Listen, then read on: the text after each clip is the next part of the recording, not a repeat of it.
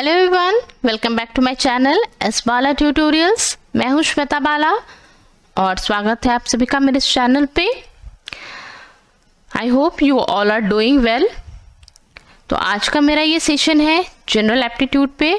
Today we are going to discuss the previous year questions for the CSIR NET 2021। Okay, हम लोग यहाँ पे CSIR NET के previous year के questions को प्रैक्टिस करने वाले हैं from the general aptitude sections. Okay, तो जनरल एप्टीट्यूड आप CSIR नेट, गेट और DBT ये जितने भी एग्जाम्स आप देखते हो सभी में जनरल एप्टीट्यूड के पोर्शंस आते हैं। ओके, एंड इस जनरल एप्टीट्यूड को प्रिपेयर करने का सबसे इजी वे है that practice previous year questions. इसका आपको दो बेनिफिट मिलता है। फर्स्ट, आप इस एग्जाम में जो एप्टीट्यूड क्वेश्चंस का लेवल है उसको समझ पाते हो। साथ ही साथ स्पेशली अगर CSIR नेट की बात हम करें तो इसमें कई सारे क्वेश्चन जो है आपको रिपीटेड मिलेंगे। वैल्यूज चेंज होगा but the type of question वो सेम होता है।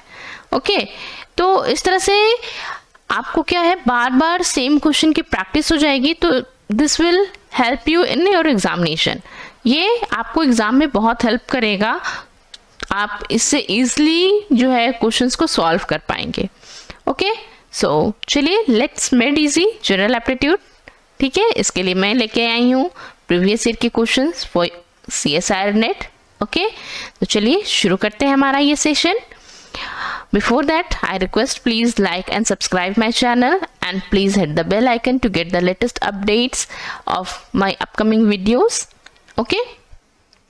So, आज सबसे पहले हम लोग जो डिस्कस करने वाले हैं वो है जून 2020 शिफ्ट 1 के जनरल एप्टीट्यूड के क्वेश्चन। तो चलिए देखते हैं आज का सबसे पहला क्वेश्चन क्या है। सबसे पहला क्वेश्चन है, suppose a square plus b square equals to 4 into a plus 3b minus 10 where a and b are two real numbers, then which of the following is true? इनमें से कौन सा ऑप्शन जो है वो सही होगा, हमें ये बताना है। ओके, तो यहाँ पे हम सबसे पहले इस क्वेश्चन को हमें सॉल्व करना पड़ेगा इसके लिए।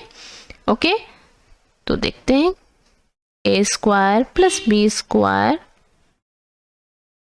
Equals to 4 into a plus 3b minus 10।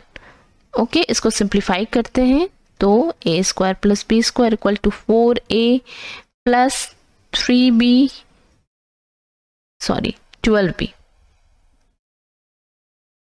12b minus 40 हो जाएगा। ठीक है, अब हम सारे वैल्यू को एक साइड में ले आते हैं तो हम इसको इस तरह से लिख सकते हैं a स्क्वायर माइनस 4a, ठीक है, plus b square minus 12b plus 40 equals to 0। अब ये इक्वेशन जो हमारे पास है इसको हम चाहें तो a माइनस b के होल स्क्वायर फॉर्मूले पे भी तोड़ सकते हैं। ठीक है, तो हम इसको सॉल्व करने के लिए, इस इक्वेशन को सॉल्व करने के लिए a माइनस b के होल स्क्वायर फॉर्मूला पे तोड़ने की कोशिश करेंगे। ओके, तो यहाँ पे देखिए a स्क्वायर माइनस 4 जो है इसका फॉर्मूला क्या होता है, a माइनस बी का होल स्क्वायर क्या हो जाता है, a square plus b square minus 2ab। ठीक है, ये होता है formula. Okay, you all are familiar with it. तो यहाँ पे 2ab के लिए देखिए यहाँ पे 4a हमें मिल रहा है। दैट मीन्स कि यहाँ 2 होगा, साथ में मल्टीप्लाई 2 है, यानी जो b का प्लेस वैल्यू है वो क्या हो रहा है, 2 है। ठीक है, हमारे पास तो हम यहाँ पे लिख सकते हैं 2 into 2a। Okay, and b square के वैल्यू के लिए हम यहाँ 40 जो है इसमें से 4 ले सकते हैं। ठीक है, plus b square minus 2 into 6b, okay, plus 36 equals to 0। तो हमें ये मिल गया a माइनस 2 का whole square plus b minus 6 का होल स्क्वायर इक्वल्स टू 0। अब अगर हमें इक्वेशन 1 को सेटिस्फाई करना है दैट मीन्स a माइनस 2 का होल स्क्वायर इक्वल्स टू 0 होना चाहिए, साथ ही साथ b माइनस 6 का होल स्क्वायर भी 0 होना चाहिए। ठीक है, तो यहाँ से हम लोग वैल्यू कैलकुलेट कर सकते हैं a एंड b का।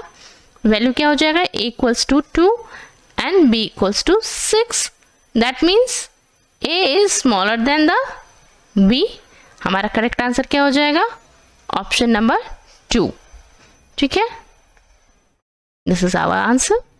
चलिए moving to the next question. Second question है, if the day after tomorrow is not Friday then which of the following day can not be the day before yesterday. Okay, तो यहाँ पे दो negative आपको statements मिल रहे हैं, इसलिए हम लोग क्या करेंगे, इसके आंसर को कैलकुलेट करने के लिए जो हमें नहीं करने को कहा जा रहा हम उसको करेंगे, ताकि हमें पता चल जाए कि क्या नहीं होगा. ओके, सो हम लोग नेगेटिव स्टेटमेंट को लेकर के चलेंगे. तो Sunday, Monday, Tuesday, Wednesday, Thursday, Friday and Saturday. Okay, now in the question ये क्या कह रहा है, the day after tomorrow is not Friday. That means day after tomorrow अगर हम फ्राइडे ले रहे हैं तो आज का डे क्या हो जाएगा, this is Wednesday. Today is the Wednesday, so that tomorrow is Thursday and day after tomorrow is Friday. Okay, now इसके बाद क्या कहा जा रहा है, हमें पता क्या करना है, then which of the following day cannot be the day before yesterday. Okay, तो yesterday क्या हो जाएगा, यहाँ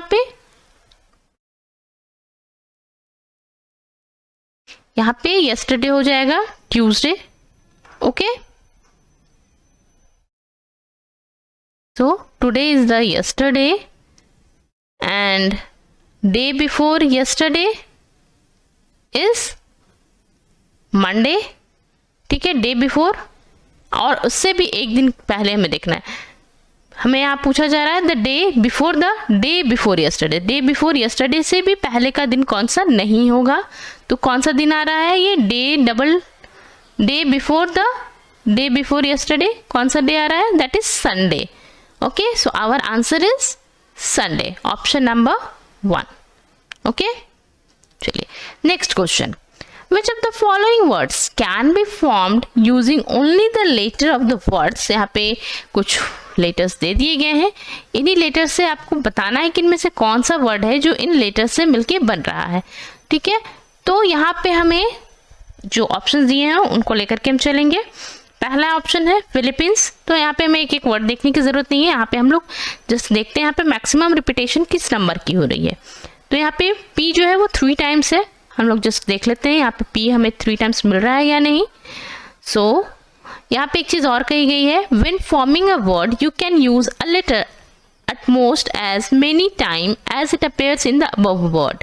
So आप यहाँ पे जितने भी number of time word appear आपको नजर आ रहे हैं आप उसको उतने ही बार यूज कर सकते हैं. लाइक जैसे P 1 टाइम है, so you can't use them for the 3 times. तो हमारा ऑप्शन नंबर 1 एलिमिनेट हो गया. नेक्स्ट ऑप्शन देखते हैं, यहाँ पे आप देखिए जो है CH. ठीक है, C 2 टाइम्स है, यहाँ पे C 2 टाइम्स है हमारे पास. H 2 टाइम चाहिए हमें, यहाँ पे H जो है H 1 टाइम है. दैट मीन्स ये भी पॉसिबल नहीं है, बनेगा. थर्ड ऑप्शन है सिंसिनाटी. तो C हमें 2 टाइम्स है हमारे पास. I ओके N 3 टाइम्स है यहाँ पे. तो देखते हैं N है क्या हमारे पास 3 times. 1 2 and 3. Yes, 3 times N is also present and I is 2 times is also present. That means कि जो करेक्ट आंसर होगा वो होगा हमारा ऑप्शन नंबर 3. आप चाहें तो 4th को भी चेक कर सकते हैं. ठीक है,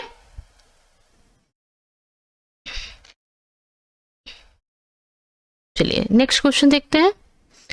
क्वेश्चन है, अ box contain 10 red ball and 12 white balls. 2 balls are drawn from a box at random, one by one, without replacement. What is the probability that the second ball is red? ठीक है, तो यहाँ पे एक box है जिसमें से कि हमें 10 रेड बॉल है हमारे पास और 12 वाइट बॉल है. दैट इज टोटल हमारे पास 22 बॉल्स हैं. उसमें से हमें 2 बॉल निकालने हैं रैंडमली विदाउट एनी रिप्लेसमेंट, और हमें ये बताना है कि सेकेंड बॉल रेड होगी, इसकी क्या प्रोबेबिलिटी है. ठीक है, तो इसके लिए देखिए दो केस हो सकता है। फर्स्ट केस क्या हो सकता है कि जो फर्स्ट बॉल हो वो रेड हो और जो सेकेंड बॉल निकले वो भी रेड ही निकले, या फिर दूसरा कंडीशन क्या हो सकता है कि फर्स्ट बॉल जो है वो वाइट निकले और सेकेंड बॉल जो है वो रेड निकले। ठीक है, तो हमारे पास दो कंडीशंस बन रहे हैं। ठीक है, सो फर्स्ट कंडीशन में क्या है कि हमारे पास दोनों ही बॉल रेड होंगे आइदर, या एक रेड और एक वाइट होगा। क्योंकि यहाँ पे हमें सेकेंड थर्ड कंडीशन हम चाहे तो ये ले सकते थे कि पहला रेड निकल जाए और दूसरा वाइट, बट यहाँ पे हमें सेकेंड बॉल रेड चाहिए ही चाहिए। ठीक है, दैट मीन्स हम ये थर्ड केस नहीं कर लेंगे। हमारे पास दो केस बन गए। ठीक है, अब इन दो केसेस की हम प्रोबेबिलिटी निकालेंगे। ठीक है, तो पहला केस है रेड एंड रेड का। टोटल हमारे पास नंबर ऑफ बॉल्स थे 22, तो 22 में से क्या प्रोबेबिलिटी हो जाएगी, total number of red balls कितने हैं 10 हैं। ओके, और टोटल नंबर ऑफ बॉल्स जो हमारे पास है वो है 22। So for the case one के लिए क्या प्रोबेबिलिटी हो जाएगी आपका 10/22। ठीक है, इनटू सेकेंड राउंड में फिर से हमारे पास रेड निकलना है। तो अभी रेड बॉल जो था 10 हमने निकाला, हमारे पास रह गया है 9 बॉल और टोटल बॉल हो गए 21। ठीक है, तो अभी क्या प्रोबेबिलिटी हो जाएगी 9/21 की। वही सेकेंड कंडीशन देखिए, सेकेंड कंडीशन में क्या है, सेकेंड कंडीशन में है फर्स्ट चांस है वाइट बॉल निकलने की। So there is 12 white ball, so probability 12/22।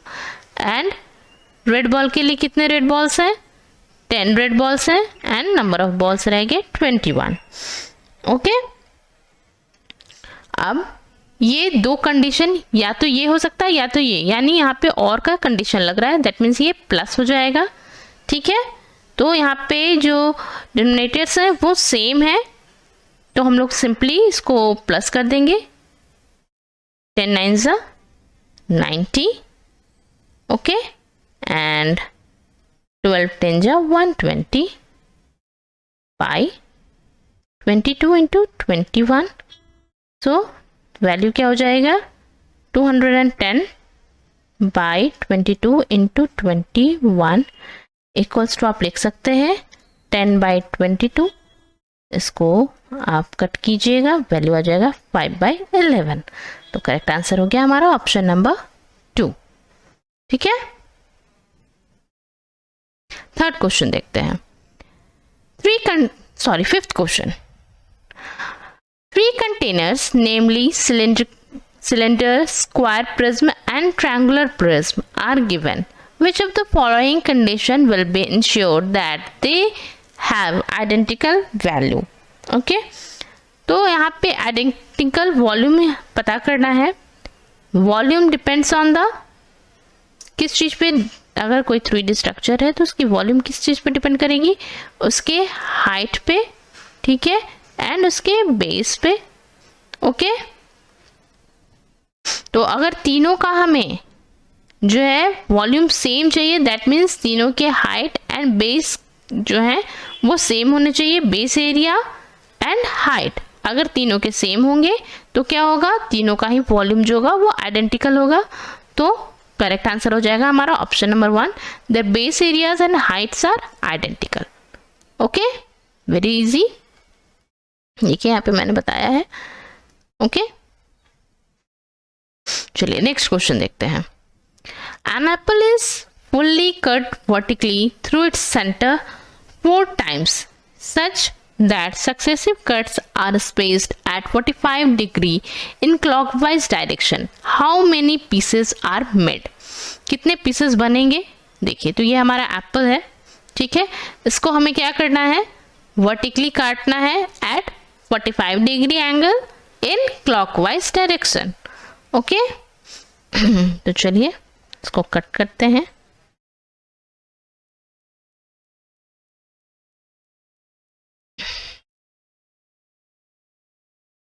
तो सबसे पहला कट हम लोग लगा रहे हैं। ओके, अब इसके साथ हमें 45 डिग्री पे कट करना है, ठीक है, क्लॉकवाइज डायरेक्शन में कट करना है, तो यहाँ से ऐसे कट लगेगा, ठीक है, फर्स्ट कट ये था, ये है second cut at the 45 degree, okay.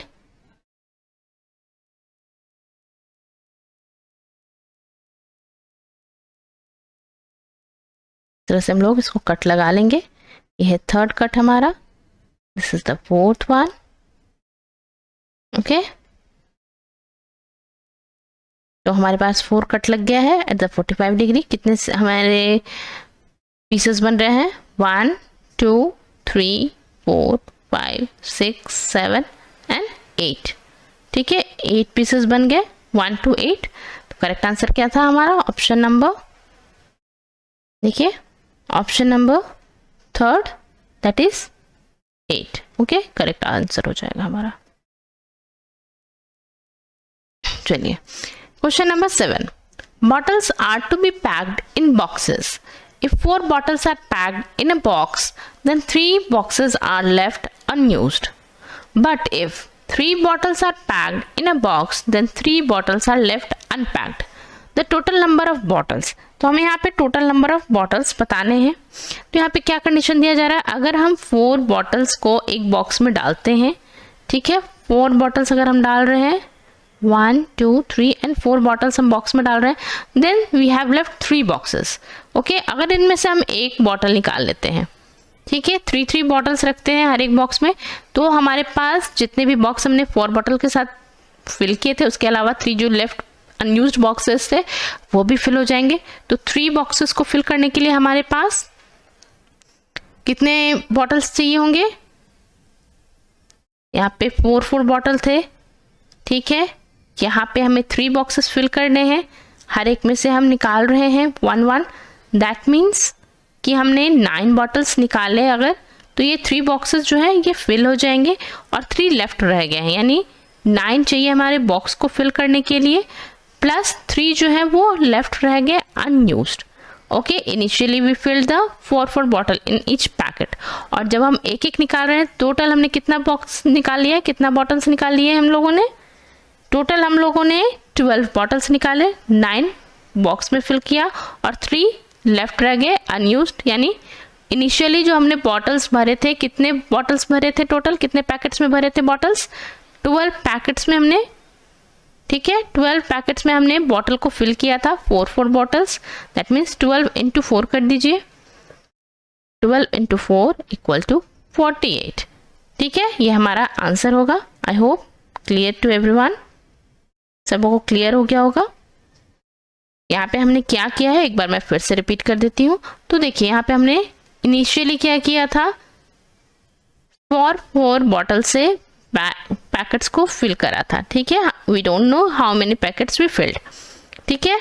Now अब हर एक में से एक एक बॉटल हमने निकाला और 3 बॉक्सेस को फिल किया, 3 बोतल के हिसाब से, और 3 को अनपैक्ड ही छोड़ दिया, यानी हमारे पास 3 3 9 प्लस 3 दैट इज 12 बॉटल्स हमने टोटल सभी बॉक्सेस से निकाल रखे थे, ठीक है, एंड 12 into 4 कर दीजिएगा, 48 आंसर आ जाएगा, ठीक है।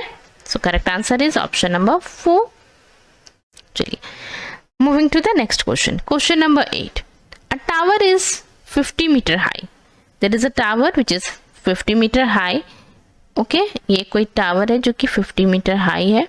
अभी क्या हो रहा है, when the sun's altitude at 45 degree the shadow of the tower is x metre shorter compare to the case when the altitude is 30 degree, what is the value of x? हमें x का value find out करना है, ठीक है। तो ये 45 degree पे कहीं यहाँ पे जो है उसका शैडो बन रहा था,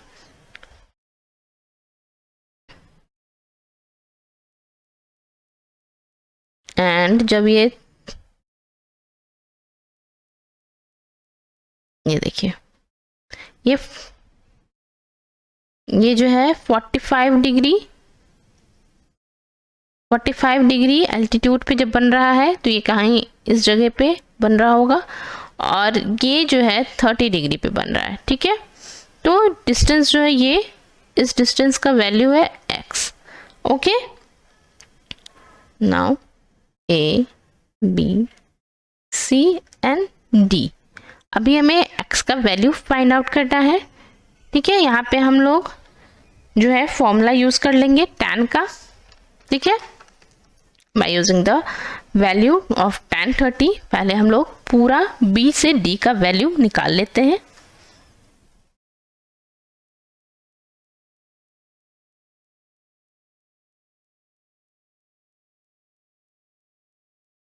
tan 30 degree equal to p by b।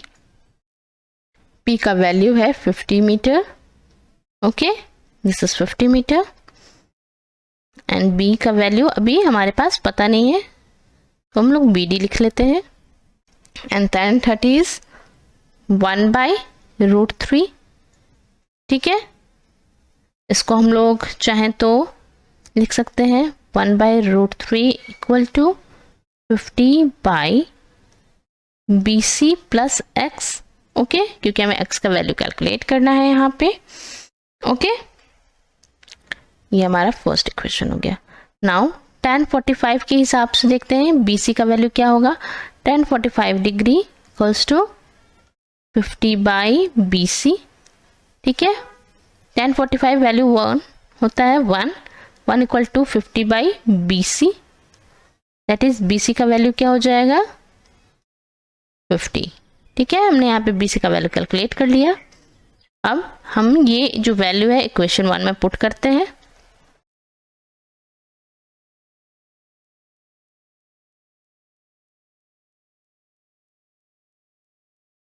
One by √3 equal to 50/50 plus x, okay. इसको क्रॉस मल्टीप्लिकेशन कीजिए, 50 plus x equal to 50/√3, 50 into √3 हो जाएगा आपका, ओके। नाउ अभी हम लोग क्या करेंगे, x का वैल्यू निकाल लेंगे यहाँ से, 50/√3 प्लस 1। ये कैसे आया मैं यहाँ पे एक्सप्लेन कर दे रही हूँ। x इक्वल टू 50√3, सॉरी -50 होगा,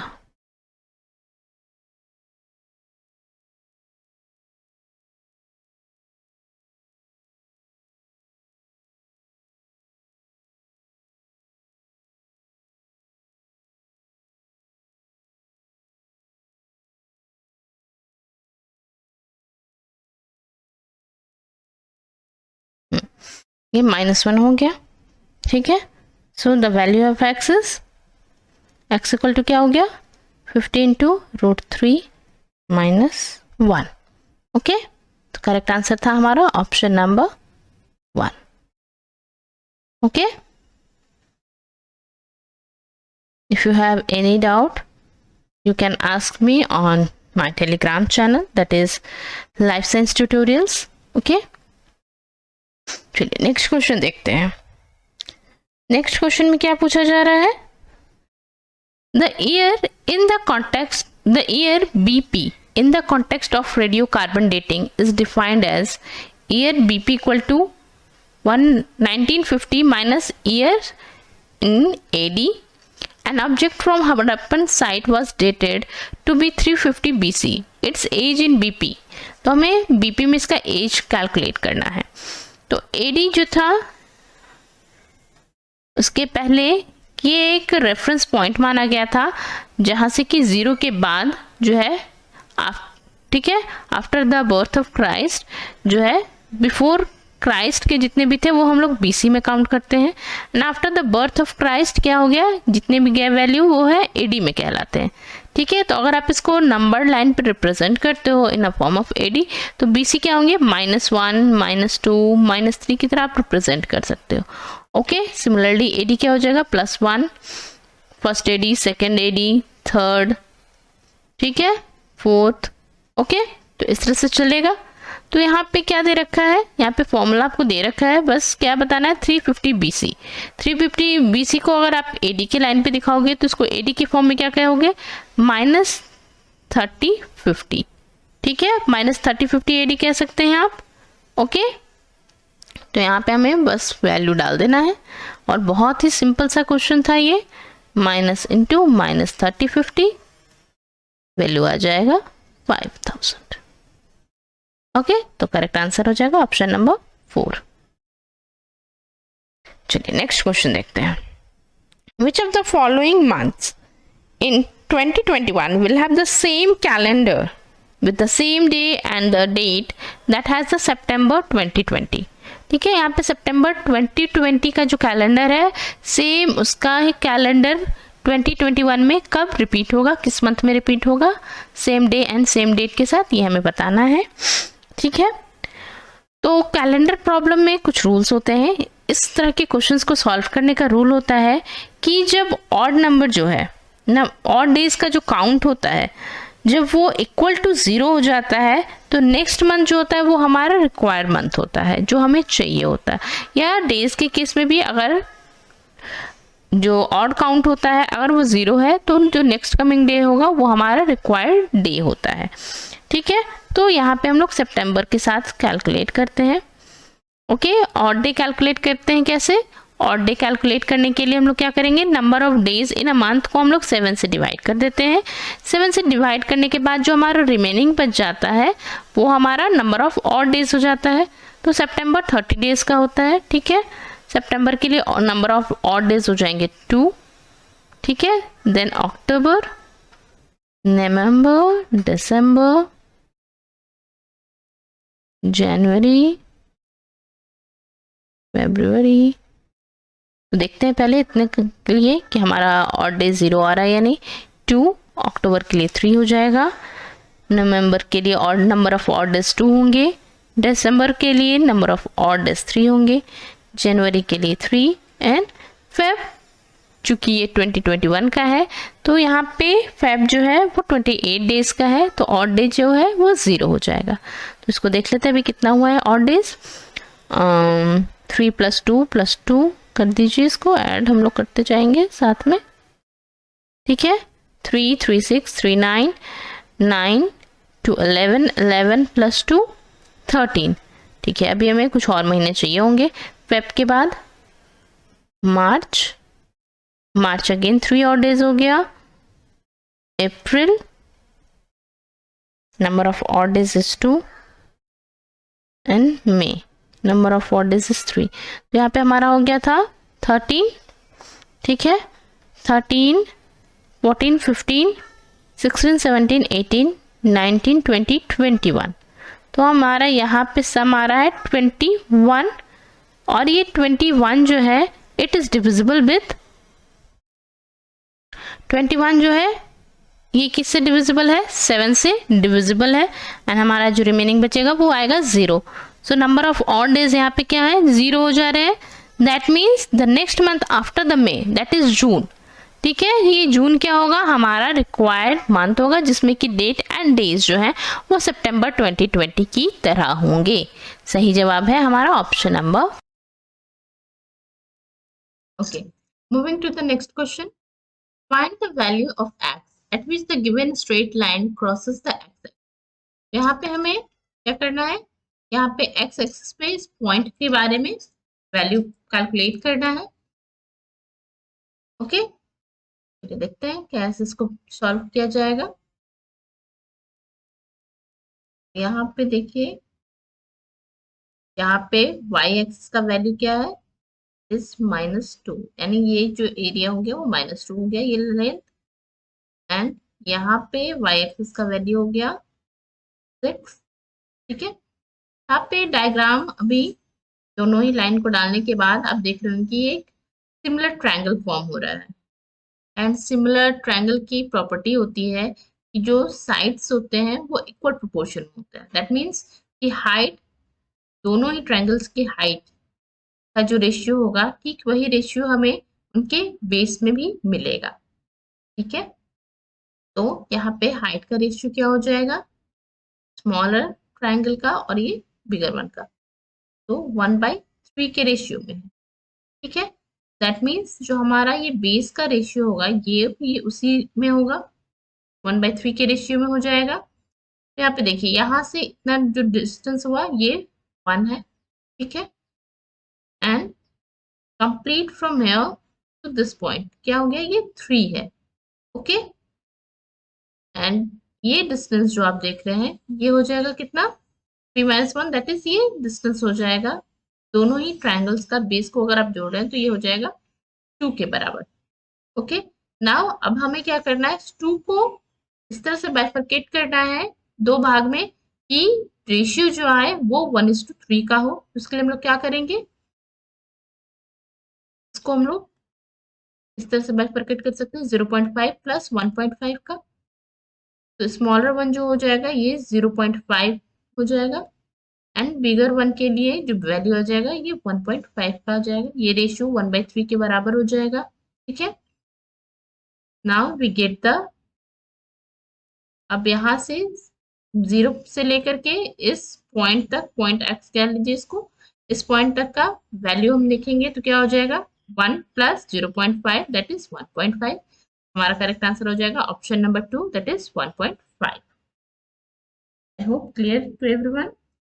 देखते हैं next question. 5 person A, B, C and D and E form a cube. C and D are next to each other. यहाँ पे C और E जो है एक दूसरे के अगल बगल है। ठीक है, दैट मीन्स दो कंडीशन हो सकता है, अगर पहले C हो फिर E हो, या फिर पहले E होगा फिर C हो सकता है। ठीक है, नेक्स्ट कह रहा है A has one person ahead of him. That means कि A के पहले एक पर्सन है, दैट मीन्स कि A जो होगा ऊपर में होगा, बिकॉज अगर हम नीचे लिखते हैं तो 2% अहेड हो जाएंगे। ठीक है, तो यहाँ पे ए जो है सी के पहले होगा, या ई के पहले कह लीजिए, ए होगा और इसके पहले एक पर्सन होगा और एक यहाँ पे होगा। ठीक है, हमारे पास बी एंड बी बच गए हैं। नेक्स्ट आगे जो कंडीशन है देखते हैं, A has one person ahead of him and has at least one person separating him from B. तो यहाँ पे कह रहा है कि ए को एटलीस्ट कम से कम तो एक पर्सन सेपरेट करेगा ही करेगा। ठीक है, एक से अधिक होगा तो कोई प्रॉब्लम नहीं है, बट एटलीस्ट एक होना ही चाहिए।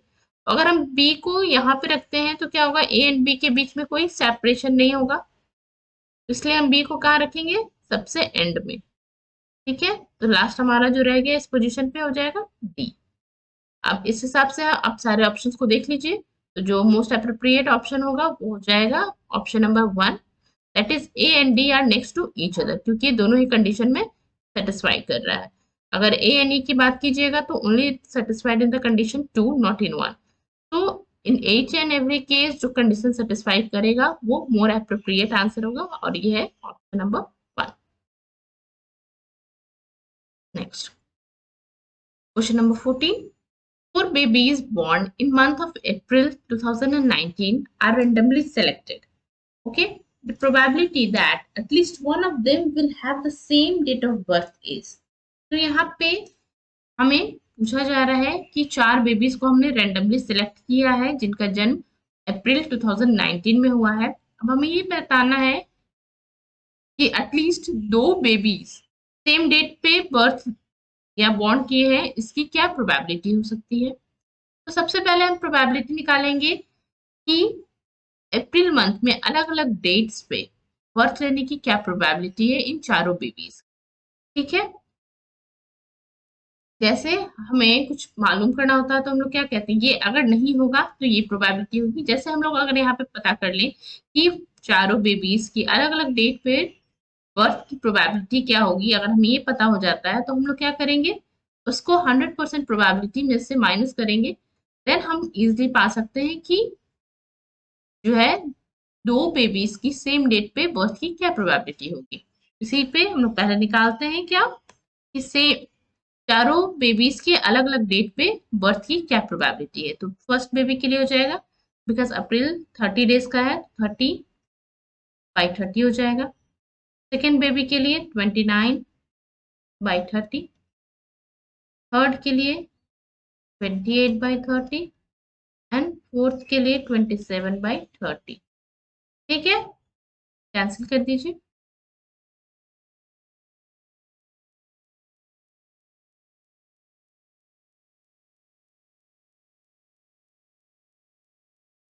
कैलकुलेट कीजिएगा तो वैल्यू आ जाएगा 112/1000।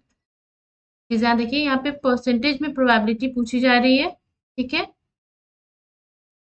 तो हम लोग क्या करेंगे, का परसेंटेज निकाल देंगे, 200 कर दीजिए, आ जाएगा वैल्यू 81.2%। यानी अलग अलग डेट्स पे बर्थ लेने की प्रोबेबिलिटी क्या है, 81.2% है। तो सेम डेट पे दो बेबीज के बर्थ की प्रोबेबिलिटी निकालने के लिए क्या करेंगे हम लोग, 100 माइनस 81.2 कर देंगे, दैट इज 18.8%। हमारा करेक्ट आंसर आ जाएगा option number. Next question, a chord AB in a circle subtend an angle 30 degree at the circumference. Then the angle subtended at the circumference by a chord of the twice length of AB is okay. तो देखिए हमने एक circle ले लिया है, ठीक है। यहाँ पे सर्किल, ये कॉर्ड ए बी है, जिसकी वजह से कि सर्कमफेरेंस पे 30 डिग्री का एंगल फॉर्म हो रहा है, ओके। कॉर्ड का थ्योरम होता है, उसके अकॉर्डिंग सेम कॉर्ड से अगर सेंटर पे एंगल बनाया जाए और उसी कॉर्ड से सर्कमफेरेंस पे भी एंगल बनाया जाता है, तो दोनों ही एंगल के बीच में रिलेशनशिप होता है। दैट इज जो सेंटर पे एंगल फॉर्म होगा वो सर्कमफेरेंस पे बनने वाले एंगल का वो डबल होगा। यानी यहाँ पे अगर 30 डिग्री बन रहा है तो यहाँ पे जो एंगल फॉर्म होगा वो हो जाएगा 60 डिग्री का, ओके। नाउ अब एक चीज यहाँ देखिए, ये सर्कल का रेडियस है, ठीक है। ओ ए ओ बी क्या है, सर्किल का रेडियस है, that means both the sides are equal, दोनों ही आर होंगे, दोनों इक्वल होंगे, ओके। दैट मीन्स ये एक आइसोसेलेस ट्रायंगल के जैसा बन रहा है, बिकॉज हमें ए बी कॉर्ड का भी वैल्यू पता नहीं है, हम लोग इसको आइसोसेलेस ट्रायंगल कंसीडर कर सकते हैं। आइसोसेलेस ट्रायंगल में अगर साइड्स जो है इक्वल होंगे तो उनके अपोजिट एंगल्स भी आपस में बराबर होंगे, ठीक है। एंड वी नो कि sum of the angles of any triangle is 180 degree, और यहाँ पे फर्स्ट जो है एंगल ओ 60 डिग्री का, यानी हमारे पास रिमेनिंग जो एंगल्स का सम होगा वो 120 के बराबर होगा। दैट मीन्स कि दोनों ही ट्रायंगल का वैल्यू क्या हो गया, एंगल्स का, ट्रायंगल के दोनों एंगल का वैल्यू हो जाएगा 60 डिग्री। नाउ अभी देखिए आप, ये तीनों ही एंगल क्या है, इक्वल है। दैट मीन्स क्या होगा, तीनों ही साइड्स जो होंगे वो इक्वल होंगे, यानी कॉर्ड ए बी का जो वैल्यू आएगा वो क्या होगा, वो भी आर दैट इज रेडियस के बराबर होगा, ठीक है। अब हमें क्वेश्चन में पूछा गया था कि अगर कॉर्ड जो है लेंथ को डबल कर दिया जाए तो रेडियस का डबल क्या हो जाएगा, डायमीटर, ठीक है। अगर हम डायमीटर ले लेते हैं, ठीक है, यहाँ पे रेडियस का डबल हो गया, तो इस कॉर्ड की वजह से सर्कमफेरेंस पे जो एंगल बनेगा वो क्या होगा, तो हमेशा सेमी सर्कल के सर्कमफेरेंस पे जो एंगल बनता है वो 90 डिग्री का होता है, बिकॉज सेंटर पे जो एंगल बनता है किसी भी लाइन के थ्रू वो 180 डिग्री का होता है, पर ये 180 डिग्री है, तो इसके इस कॉर्ड की वजह से बन रहा एंगल ऑन द सर्कमफेरेंस क्या हो जाएगा, 90 डिग्री के इक्वल हो जाएगा। हमारा आंसर क्या हो जाएगा, option number 3, 90 degree, okay. Next question, in a race, the winner beat the second placed by the 10 meter, the third placed by the 100 meter. The second placed beat the third placed by 91 meter. Assuming that the speed of a runner remained unchanged throughout the race, the length of the race track was. तो यहाँ पे race हो रही है जिसमें कि first second and third है। First जो है सेकेंड को 10 मीटर से बीट कर रहा है, वहीं थर्ड को वो 100 मीटर से बीट कर रहा है, जबकि सेकेंड जो है वो 91 मीटर से थर्ड वाले को बीट कर रहा है। तो हमें ट्रैक का लेंथ पता करना है, कैसे करेंगे देखते हैं। सपोज ये हमारा जो है फिनिशिंग लाइन है, इस फिनिशिंग लाइन पे जब ए पहुंचता है, ठीक है, तो बी उससे 10 मीटर की डिस्टेंस पे होता है, एंड सी जो है वो कहाँ पे है, 100 मीटर की डिस्टेंस पे। तो इट मीन्स क्या है, जब बी फिनिशिंग लाइन से 10 मीटर अप दूर है उस टाइम बी एंड सी के बीच का डिफरेंस क्या है, 90 मीटर, 100 माइनस 10 90 हो जाएगा, ठीक है। अब सेकेंड कंडीशन क्या था कि जब बी फिनिशिंग लाइन पे पहुंच गया है उस टाइम बी और सी के बीच का डिफरेंस क्या है, 91 मीटर है, ठीक है।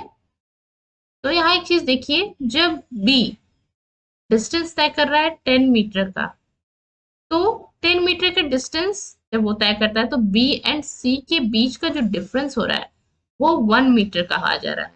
यानी हर 10 मीटर डिस्टेंस तय करने के बाद बी एंड सी के बीच 1 मीटर डिस्टेंस एड अप होते जा रहा है। एंड जो टोटल डिफरेंस है इनके पास 91 मीटर का है।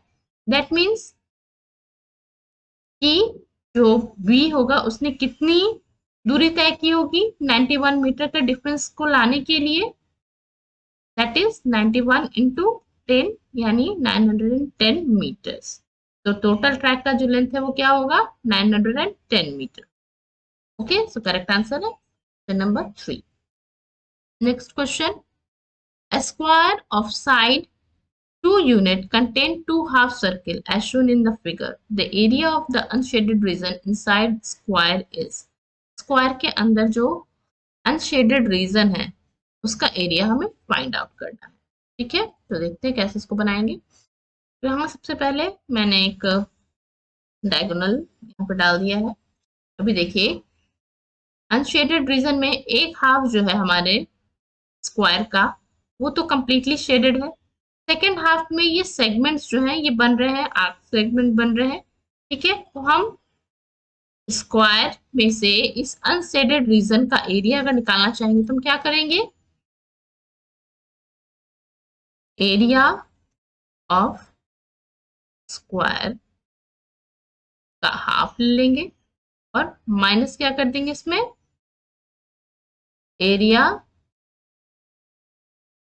Area of segment. ठीक है, दो सेगमेंट है एंड दोनों इक्वल है। ठीक है, तो सेगमेंट्स मैं लिख दे रही हूँ।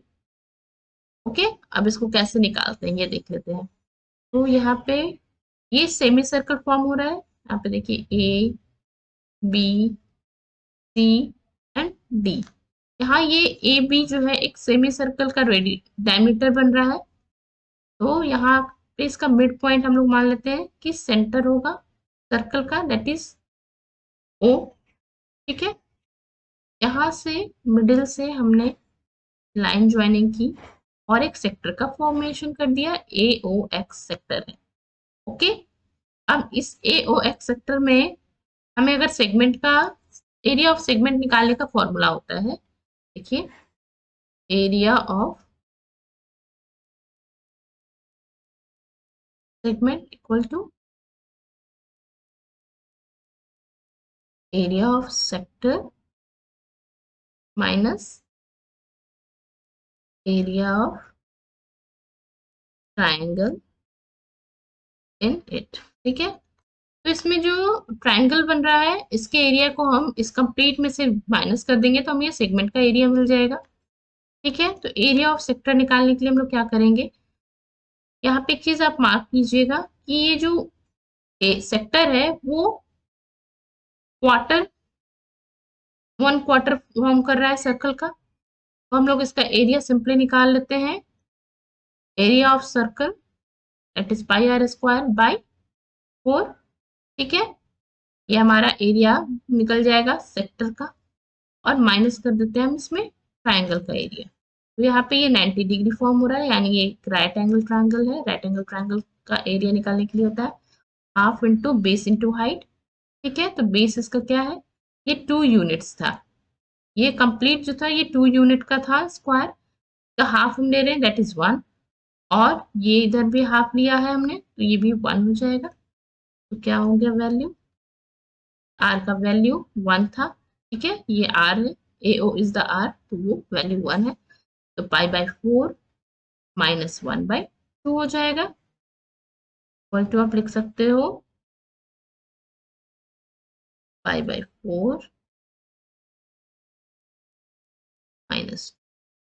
ठीक है, अभी यहाँ पे हमने एरिया ऑफ सेगमेंट निकाल लिया, एक सेगमेंट का हमने ए ओ एक्स का ये जो एरिया था इस सेगमेंट का हमने एरिया निकाल लिया है। ये भी सेम है तो हम इसको सिंपली मल्टीप्लाई कर देते हैं इंटू 2 से। ठीक है, अभी हमारे पास दोनों ही सेगमेंट का एरिया हमें मालूम है। हम क्या करेंगे, स्क्वायर का एरिया निकालेंगे। स्क्वायर का एरिया होता है साइड स्क्वायर, साइड है 2 2 का आप स्क्वायर कर दीजिए, 2 का स्क्वायर कीजिएगा, दैट इज आएगा 4। और हमें हाफ चाहिए, ठीक है, क्योंकि हाफ तो शेडेड है तो हम हाफ को कैलकुलेशन में नहीं ले रहे हैं, ठीक है।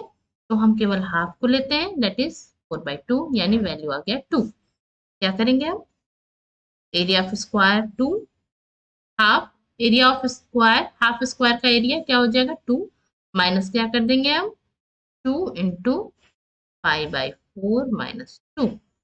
ओके, यहाँ 2 कैंसिल हो गया, ठीक है। तो आप 2 माइनस 5/2, ठीक है।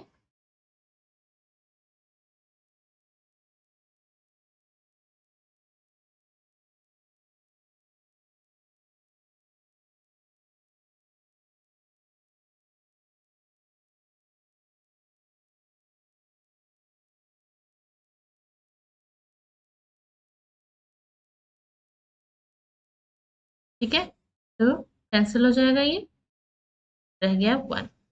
ओके, और ये ब्रैकेट से बाहर आ चुका है, तो माइनस माइनस, यहाँ पे देखिए ये माइनस था, ये माइनस साइन था, दोनों मल्टीप्लाई होके प्लस हो जाएगा, वैल्यू हो जाएगा 2 + 1 3 minus 5/2। Okay, so correct answer is option number 1. Next question.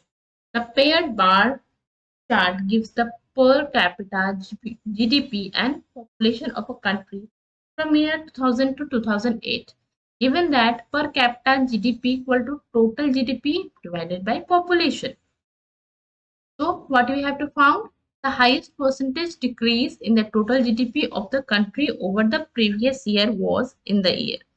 यहाँ पे हमें previous year में हाईएस्ट परसेंटेज डिक्रीज कब हुआ है प्रीवियस ईयर के कंपैरिजन में, वो फाइंड आउट करना है।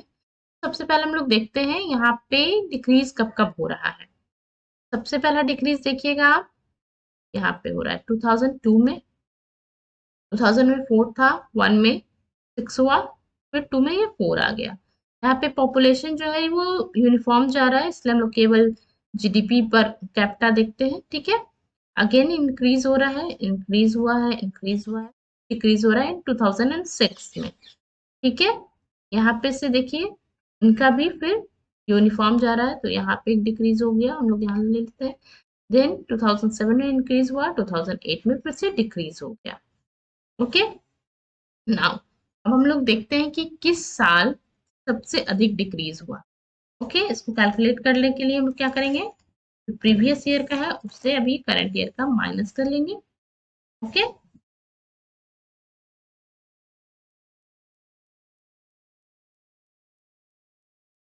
सबसे पहले 2002 का देख लेते हैं। 2002 में 2001 में 6 था जीडीपी और 2002 में 4 हो गया, तो इसके लिए क्या हो जाएगा 6 - 4 = 2। अभी चूंकि हमें परसेंटेज में बताना है, परसेंटेज के लिए क्या करेंगे 2/6 × 100, तो ये अप्रोक्स वैल्यू आपका आ जाएगा 33% के आसपास, ठीक है।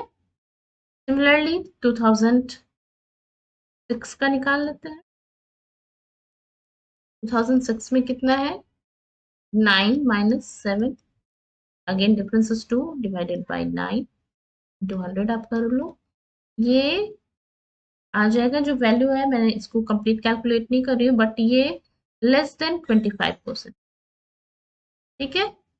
एंड 2008 के लिए निकालिएगा, तो यहाँ पे भी 12 - 10 डिफरेंस आ रहा है 2/12, और ये परसेंटेज अगर आप निकालते हो तो ये हो जाएगा, ये परसेंटेज जो है ये लेस देन आपका 20% आएगा।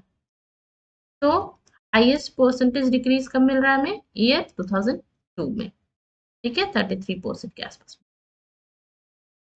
तो correct option is option number 1। Next question है 4 meter wide river flows at 10 km/h. A man at a point A want to cross the river in still water. He can row a boat at a maximum speed 20 km/h.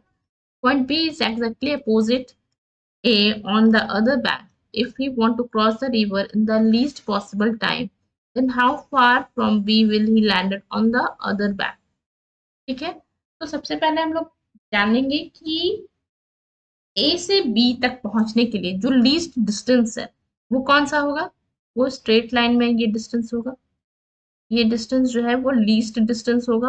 और इसको cross करने के लिए कितना time इसको लग रहा है, बोट का स्पीड हमारे पास दिया हुआ है, डिस्टेंस हमें पता है, और हमें करना क्या है, केवल क्या होता है टाइम के लिए equal to D by V, equal to D by V. ठीक है, तो आप कैलकुलेट करो, डिस्टेंस है हमारा 400 मीटर और वेलोसिटी यहाँ पे आपको किलोमीटर पर आवर में दे रखा है। ठीक है, तो आप इसको क्या करोगे, मीटर पर सेकंड में कन्वर्ट कर लोगे, क्योंकि यहाँ पे हमारा डिस्टेंस भी मीटर पर सेकंड में है। इसके लिए हम लोग क्या कर देंगे, 5/18 से मल्टीप्लाई कर देंगे। 5/18 से आप मल्टीप्लाई कर लीजिए, यहाँ पे 20 इंटू 5/18 ये हो जाएगा 10, 9 तो वैल्यू आ गया 400 इंटू 9/50। तो टोटल टाइम क्या निकल जाएगा,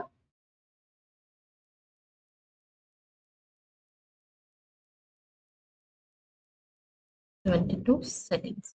ओके, तो यानी लीस्ट टाइम जिसको लगेगा ये रिवर क्रॉस करने में, वो इतना भी कम टाइम लेगा तो वो 72 मिनट्स का टाइम इसको लगेगा ही लगेगा। ठीक है, अब हम देखते हैं कि जब रिवर 10 किलोमीटर पर आवर की स्पीड से फ्लो कर रहा है तब वो कितनी दूरी तय करेगा इन 72 सेकेंड में। ठीक है, इसके बेसिस पे हम लोग कैलकुलेट कर पाएंगे कि वो कितनी दूरी पे उसे जो है कि ये लैंड कर रहा है, और हमें डी कैलकुलेट करना है, और डी चूंकि फ्लो सेम डायरेक्शन में है। ठीक है, यहाँ पे कहीं मेंशन नहीं किया है कि अपोजिट डायरेक्शन में जा रहा है, रिवर जो है ये इस डायरेक्शन में जा रहा है, दैट मीन्स कि वो रिवर के फ्लो के साथ ही बहेगा। तो हम जो डिस्टेंस कैलकुलेट करेंगे वो ये वाला टैंजेंट होगा ट्राइंगल का। तो डी इक्वल टू हम लोग लिख लेते हैं, डी इक्वल टू क्या हो जाएगा, बी इंटू सी। ठीक है, मैं बी क्या है यहाँ पे हमारा, बी कैलकुलेट किया था हमने, पहला था 50/9 प्लस 10/9। ठीक है, 10/9 क्योंकि 10 किलोमीटर को भी हमें कन्वर्ट कर लेना है।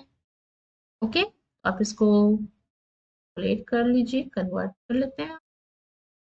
चलिए 30 किलोमीटर है ना, 30 इंटू 5/18 कर दीजिए, इंटू कितने सेकेंड सर, ठीक है।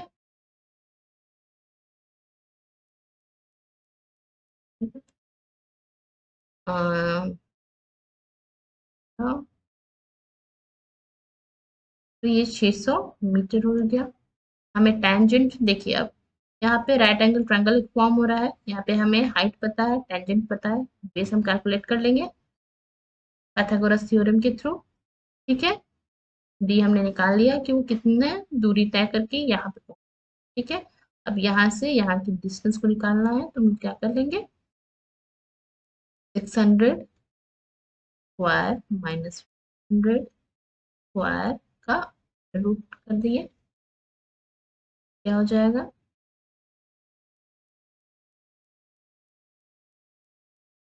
0 हो जाएंगे, एंड 16 पे 4 0 हो जाएगा, इक्वल टू हो जाएगा 20 पे 4 0। ठीक है,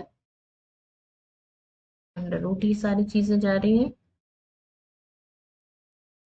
स्क्वायर रूट आप निकालोगे तो 200 अंडर रूट 5 समथिंग वैल्यू आएगा। तो दैट मीन्स लमसम अगर आप वैल्यू देखोगे तो ये होगा 200 मीटर। ये डिस्टेंस जो आपको आएगा वो 200 मीटर, जो मोर क्लोजर वैल्यू हमारे पास ऑप्शन में दे रखा है वो है ऑप्शन नंबर 1 का, दैट इज 200 इंटू रूट 5। तो correct answer is option number 1। Next question, in a cycle of a spread of this infection, each person infects 3 more people. One third of the newly infected people take precaution and do not infect other people. No infected person dies or get cured until the end of the third cycle of the spread. Starting with the one infected person, the number of people newly infected in the third cycle is, ठीक है, third cycle में कितने newly infected person होंगे, हमें third cycle का केवल बताना है, ठीक है, टोटल नहीं बताना है, केवल थर्ड साइकिल का बताना है। तो फर्स्ट साइकिल में फर्स्ट पर्सन, ठीक है, ये साइकिल 1 शुरू होता है, इसने इन्फेक्ट किया है 3 लोगों को, 1 2 3, ठीक है, ये P0 मान लेते हैं, फर्स्ट है, तो ये P1 P2 और P3, साइकिल 1 हो गया। साइकिल 2 में क्या होगा, 1/3 जो है, यानी इनमें से 3 में से 1 जो है वो इन्फेक्शन नहीं फैलाएगा, बाकी जो 2 हैं ये 3-3 लोगों को इन्फेक्ट करेंगे, और साथ ही हमारा ये जो P0 है ये भी 3 लोगों को इन्फेक्ट करेगा, क्योंकि ये भी क्योर्ड नहीं हुआ है, ठीक है। तो यहाँ पे साइकिल 2 चल रहा है, यहाँ पे भी साइकिल 2 चल रहा है, यहाँ से 3 लोग आ गए, ठीक है, और यहाँ से 3 लोग आ गए, नाउ अब हमारा साइकिल 3 शुरू होता है, ठीक है। थर्ड साइकिल में क्या होगा, थर्ड साइकिल में भी अगेन 1/3 पीपल जो है वो इन्फेक्ट नहीं कर रहे, तो मान लेते हैं ये 3 लोग जो है ये प्रिकॉशन ले रहे हैं और इन्होंने इन्फेक्शन नहीं फैलाया, जबकि ये 6 लोगों ने इन्फेक्शन फैलाया, तो ये 3 3 3 3 3 3, ठीक है, 1 2 3 4 5 6,